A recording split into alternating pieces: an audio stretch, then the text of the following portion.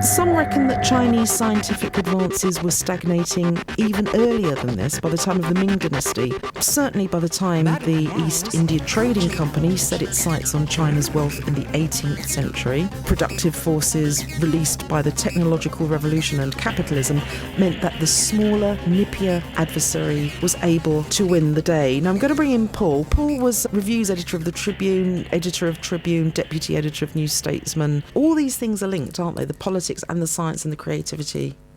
Well, absolutely. The story of China's falling behind is to do with the politics of China. It's under the Qing particularly, it becomes a closed society. And that's as important as the conformism, the hierarchy and the bureaucracy. It's no longer open to influences from outside, really until the early 19th century when basically the British forced themselves upon the Chinese, through the first Opium War of 1839 to 1840. And, subsequently, the relationship between Britain and China has been a rather interesting one. But that was supposed to be the argument for the Opium War, where Britain mass-produced opium in Bengal and then forced China to take it at the point of a gun. There was a philosophical argument behind that, wasn't there? That it was about free trade. Absolutely. The Opium War was partly about opium. There are two Opium Wars, but the first Opium War was all about a Chinese attempt to clamp down on smuggling of opium, largely done by British traders. They grew it in India, in British India, transported it to outside Canton. But the reason this was important was because there was a hemorrhaging of bullion from the British Treasury, because the Brits liked, the silks and the spices and the tea especially so much. And China didn't have anything it wanted made by Britain that it wanted to buy, to exchange. It meant that hard currency, hard bullion had to go out, and then it had to be changed into silver because China wouldn't accept gold. It was a last-ditch effort, really, to preserve their British treasury. There's slightly more to it than that, although that's absolutely right. It's not simply that China didn't want anything from outside. The Chinese imperial authority certainly didn't want anything from outside. What's more important, though, was that they wouldn't let anybody in. It was a closed society. It was closed to trade. The only way you could trade with China was by smuggling. So shall we have John Crow, who was on the show last week. He, like Paul Anderson, was in the Steampunk Opium Wars, which we put on at the National Maritime Museum a couple of years ago. And here's John Crow as Lord Palmerston making the case for free trade. The infuriated narco-capitalists-in-chief Jardine Matheson became the devil in the ear of Lord Palmerston.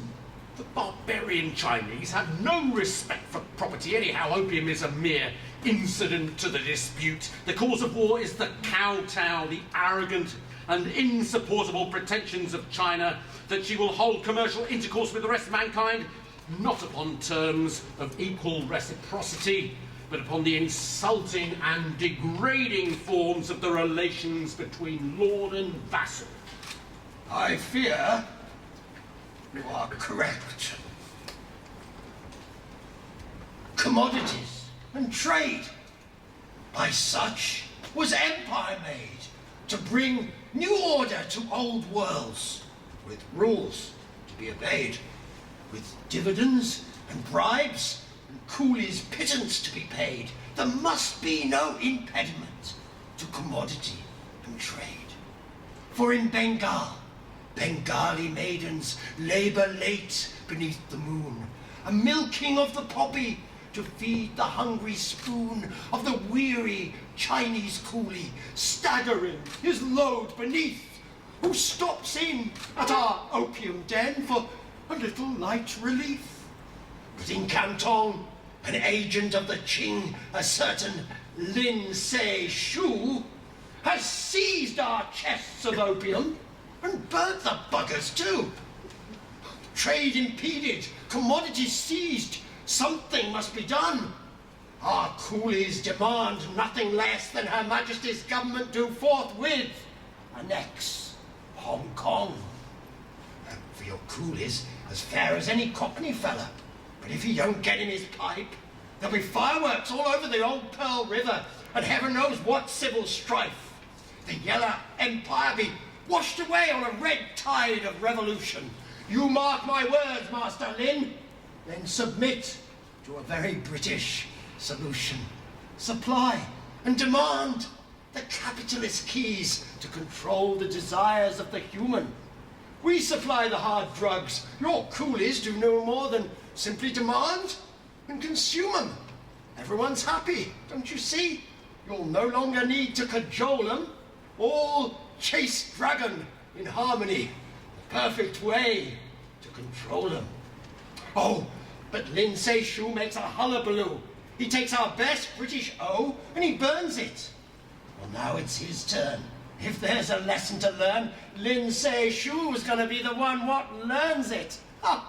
We know he don't like how we British simply won't kowtow to his Confucius, he say, Chinaman laws. The man's beyond the pale. With God's help, we shall not fail. Gentlemen, this is war. Your Majesty, load the cannon. Come on, Your Majesty. Let's get you strapped up and shot up. Come on. There we go. In fact, Lin Se-Shu, who was a local commissioner, didn't burn the opium for obvious reasons, because everyone would have been standing around inhaling deeply. He sprinkled it with lime, and I keep imagining with a slice of lime, squeezing it over it. But it wasn't that sort of lime, and seawater. He destroyed it. So it was interesting that the Brits wanted the fruits of China's advanced technology, the silks, the ceramics and the tea, and yet it's Britain's superior military technology that wins. Oh, absolutely. The First Opium War was a small war, really, but it's a bloody one. And you're talking about industrial military technology against, basically not quite spears and junks, but it wasn't particularly advanced. It was a rout. And the result was that the British could dictate terms to the Chinese. The terms included, first of all, China ceding Hong Kong, which, of course, Britain gave back only in the 1990s. 1997, wasn't it? Yes. But also, just as important, it got the right to trade in China through a string of treaty ports that initially Canton. Guangzhou, I think, is how you pronounce it, in Shanghai. What happened was that settlements, concessions, which were ruled by the British on Chinese soil, where essentially British authorities established footholds for the empire. And these treaty ports, the British were the first, then various other imperial powers from the West and the Japanese set up treaty ports all the way through the 19th century, became an absolutely crucial part of the Chinese economy, for starters, but also a focus for Chinese nationalism and anti-foreigner feeling, which of course is massively important all the way through the 19th century and well into the 20th century. And they're crucially important right up to the Second World War.